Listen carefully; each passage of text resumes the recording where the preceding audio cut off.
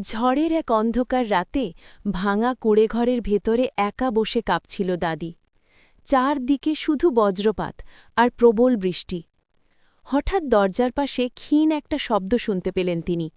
তাকিয়ে দেখলেন একটা ছোট্ট হরিণছানা পুরো ভিজে গেছে, শরীর কাঁপছে।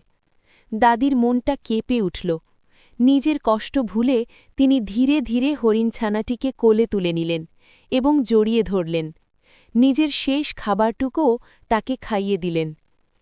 ভোর হতেই ঘটল এক অলৌকিক ঘটনা। হরিণছানাটি হঠাৎ ঝলমল করতে শুরু করল। চোখ ধাঁধানো আলো ছড়িয়ে সে রূপ নিল এক বিশাল সোনালি জাদুর হরিণে। দাদি অবাক হয়ে গেলেন। তার চোখে বিশ্বাস হচ্ছিল না।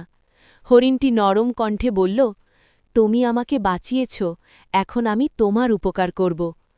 তারপর দাদিকে নিজের পিঠে তুলে নিয়ে আকাশে উড়তে লাগল।